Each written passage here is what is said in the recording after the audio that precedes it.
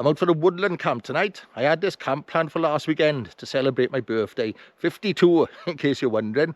I got some good food in me, I got a few beers to try out, and I got a hip flask of some very nice whiskey.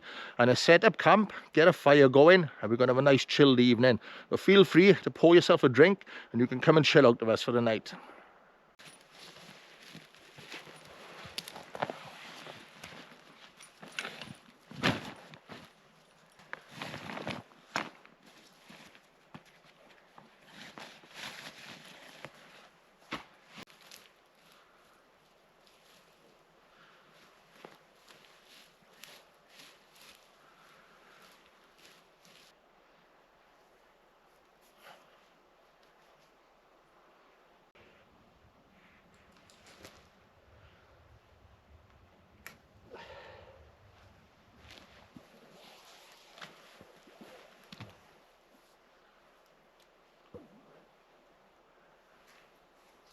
That's definitely the most cordage I've used, setting a tarp up. I could have just used 2 sticks to prop it up on the front like I usually do. I've got this length of cord running from there and it goes all the way over there to that next tree.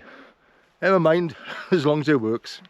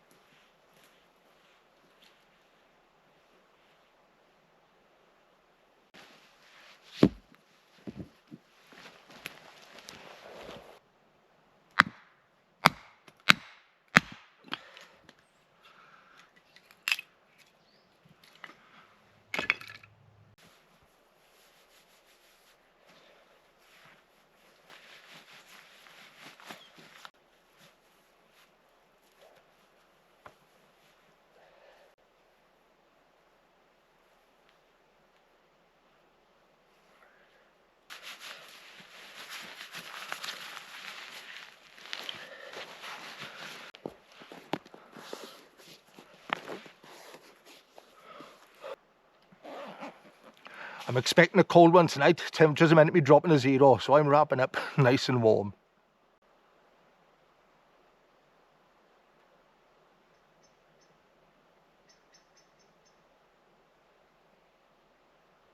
Toby's a hungry boy after all that digging. He's got a nice bit of steak for tonight.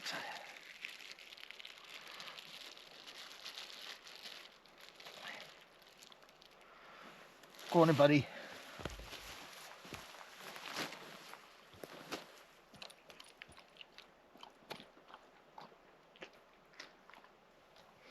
I think he enjoyed that. There's a reason I always film Toby having his food. When I first started the channel, my first few videos, I thought, who's going to want to see my dog eating his grub? And I used to get people complaining in the comment section that I wasn't feeding him.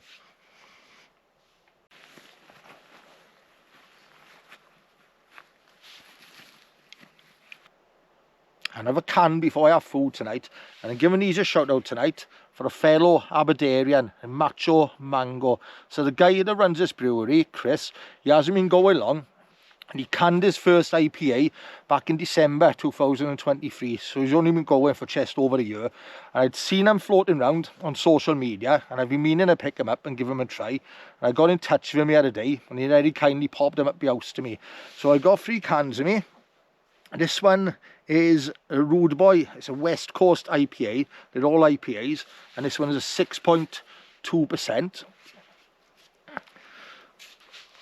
Then we have Decker's Tropical IPA, and this one is a 5.4%. And we have the Mr. Moocher. It's a New England IPA, and the percentage on this one is 4.9%. So we'll give this one a try first. Go for a low percentage first. I'm looking forward to this because I've worked up quite a first setting up this camp. Let's have a read of it before we taste it. On the eye, it's a golden haze. On the nose, passion fruit and pineapple. And the taste, it's a soft stone fruit. So I think I've got my glass somewhere, my little whiskey glass. We'll give it a pour and have a look at the colour on there.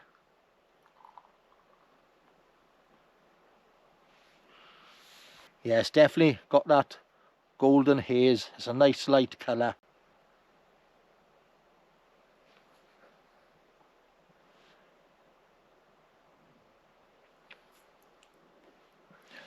I quite like that. It's nice and light and refreshing. A slight fruitiness to it. It's quite a first quencher as well. No, I like that.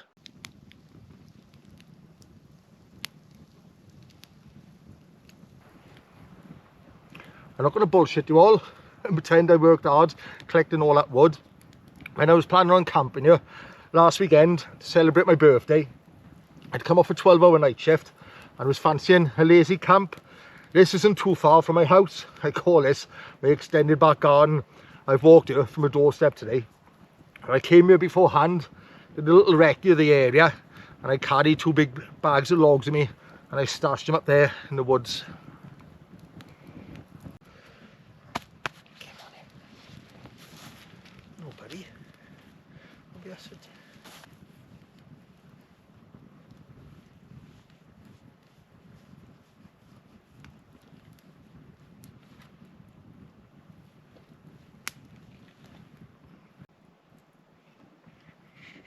I enjoyed that can, hit it the spot.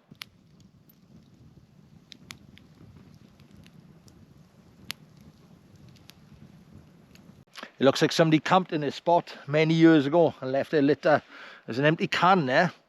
I can't pronounce it because it's foreign. Zierwick. I don't know if that's Polish or what. And they've been on a whiskey as well. That to me looks like an old bottle of Jim Beam. There's an old fire pit over there as well with rusty cans in. And they've had another bottle of whiskey, Hague Club. Now this didn't come out until 2014, so within the last 10 years they've camped here, and they've got a terrible taste of whiskey as well. That's not a very good whiskey. I'll bag all this and take it with me tomorrow.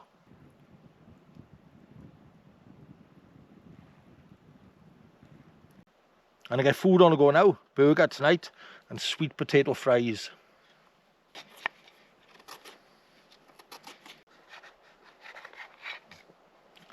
I think they're going to be more chunky chips and fries.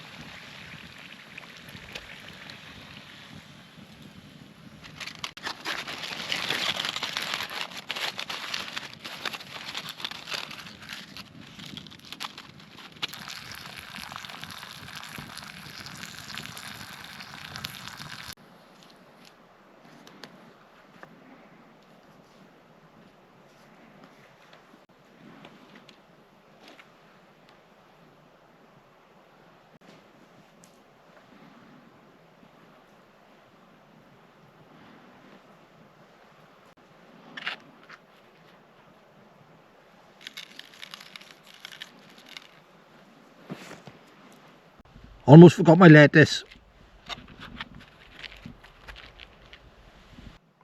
Burger and sweet potato chips. Happy days.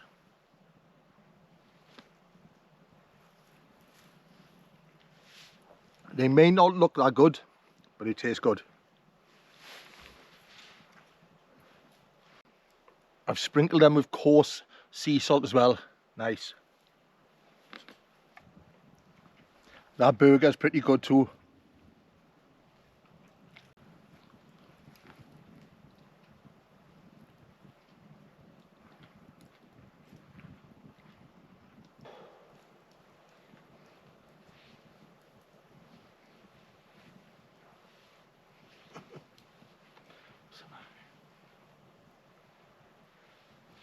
Food was good, but it did not fill me up.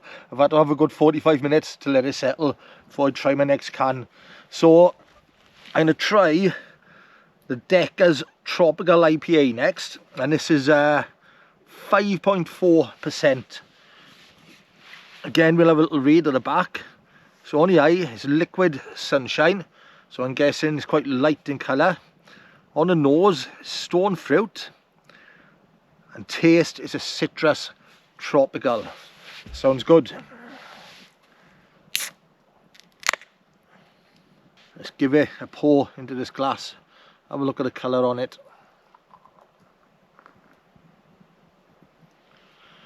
Whoop. Bit of a head on there. But again, you can see it's very light in colour. I couldn't smell much on the last one, but I'm picking up on that citrus tropical smell there.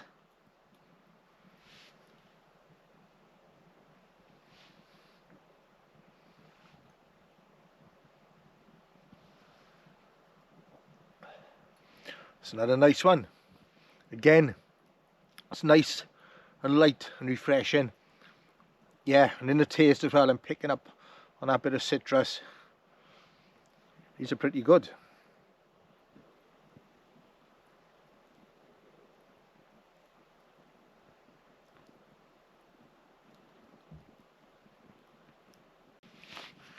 I've got these chili and lime nuts to nibble on and enjoy my cans.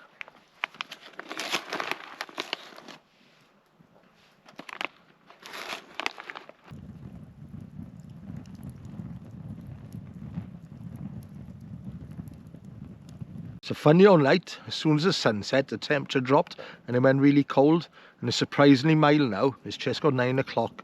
It's a beautiful evening. It's a perfectly still night. I've just been sitting here listening to an owl up in the trees.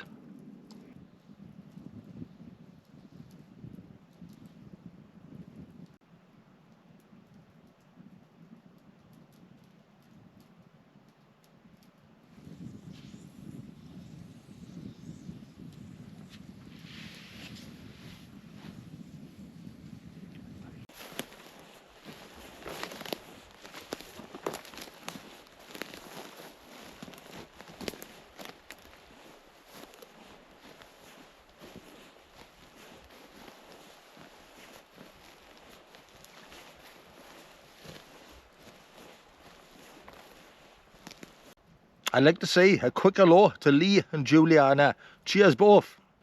I've got myself a new hot water bottle and it comes in this cosy case. But like I said, it's surprisingly mild tonight, so I don't think I'm going to be needing it. But after my last camp on Craig Cerrig, that was a cold one, so I decided to pick one up. And if you watched our video, if you remember, I was sat looking towards Penavon and there was a rescue helicopter above Cwmlwch. So I had a look at the mountain rescue site the next day. I couldn't find any information about anything happening. But the next evening, it was colder again. We had a bit of snow and they had a call out at 9 o'clock in the night. This was to Cwmlwch again. And they had to rescue 3 hypothermic campers off a mountain. One of them was in a bad way as well. He had to get stretchered off a mountain and he was slipping in and out of consciousness. So you can imagine the state they must have been in to be calling for help at 9 o'clock in the night, suffering a hypothermia.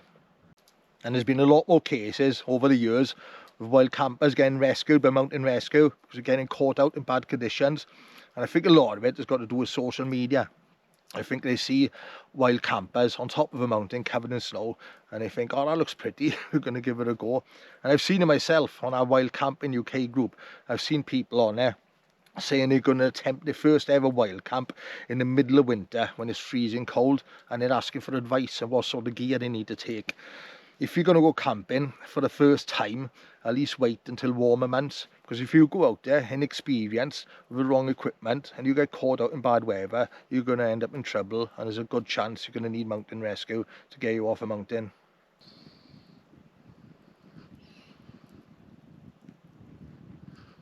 Di Kelly, you need to try these, buddy. It's 10:30 now, so I'm going to have another can.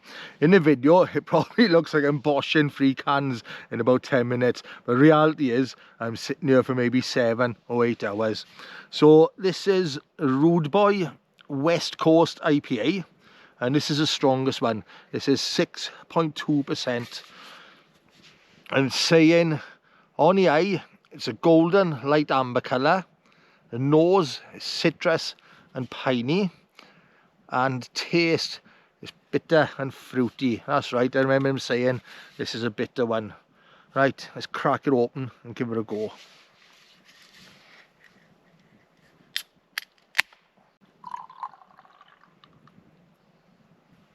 And I poured that one better than the last two.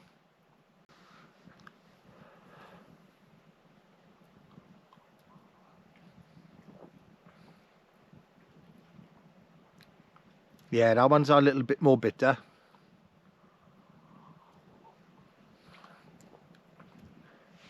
Again, it's another nice one. This one as well, I found them all very nice and light and refreshing. Good first quenchers. Fair play to Chris. If these are his first cans, in time, he should be doing very good. But I had a good chat to him the other day. I find this all very interesting.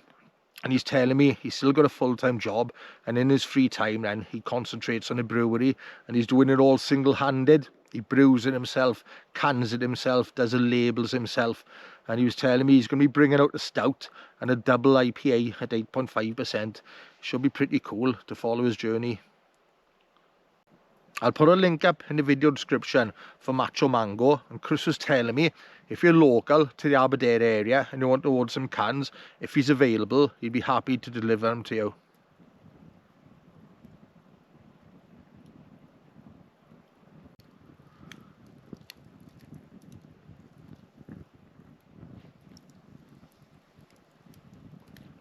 Toasted marshmallows. I don't think I've had these since I was a kid. They taste amazing.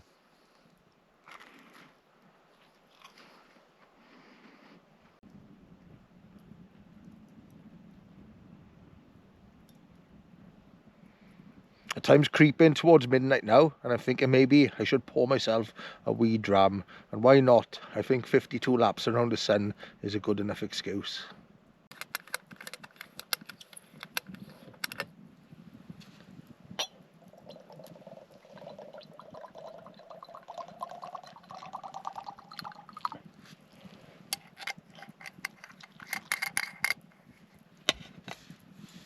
I made these last night.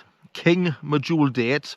I've replaced a stone with a pecan nut and marzipan. I've layered the top with marzipan as well, and I've covered it in desiccated coconut. It should go good with my whiskey. Good shout, Chris.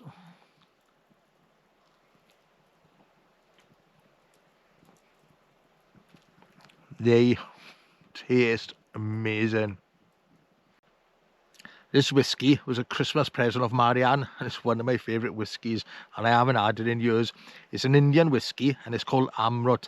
This won 3rd best whiskey in the world in 2010 with a Whiskey Bible, and it scored 97 points.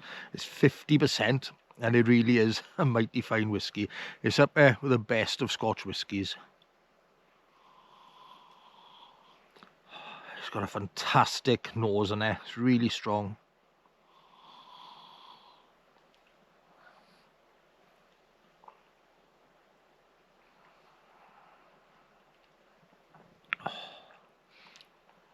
That is a great whiskey.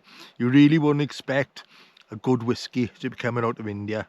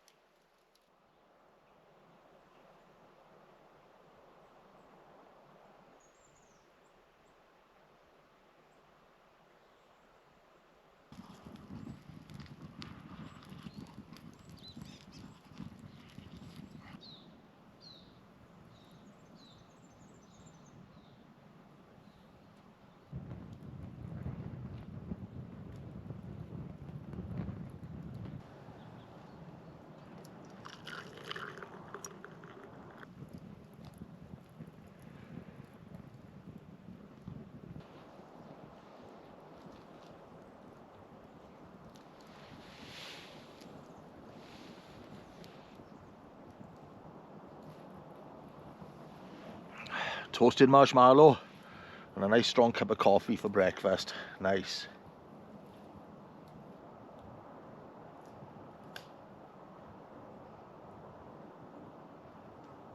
It wasn't as cold as I was expecting afterwards, and it's not too bad this morning. When I went out to Toby yesterday morning, it was absolutely freezing, and I was expecting this to be the same. I was toasty warm in my sleeping bag last night, and I slept well. I had a good 7 hours, which is great for me.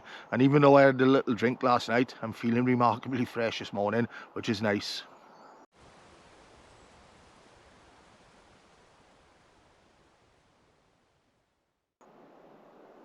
I'm just listening to the birds. There's a buzzard out there somewhere. Even though this is right at my doorstep, this is probably a 15-minute walk from my house. This is actually the first time I've camped here. Well, it's a beautiful landscape and it's got a lot going on. If you walk 10 minutes in that direction, you're in waterfall country. I really do appreciate being able to step out of my village straight into this.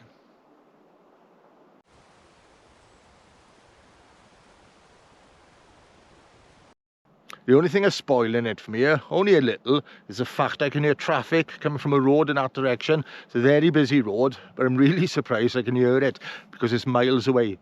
And over in that direction, there's a quarry and there's a lot of noise coming from there as well. But when I head out for the night camping, I like to escape any noise pollution. All I want to hear is nature.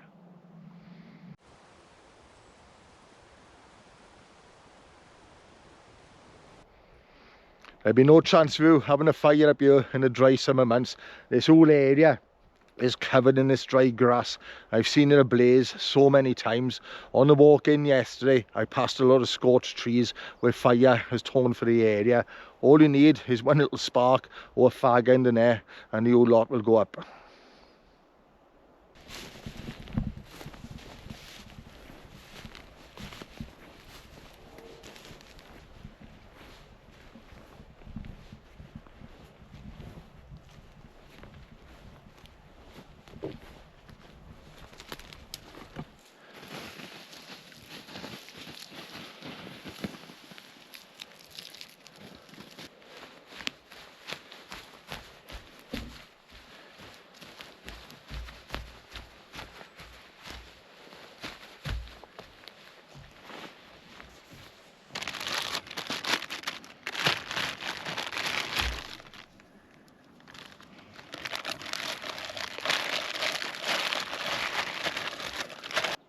I do this on almost every camp I go on. Take home other people's shit. I just don't always choose to put it on film. It's not hard, is it? Put it in a bag, take it home, put it in the bin.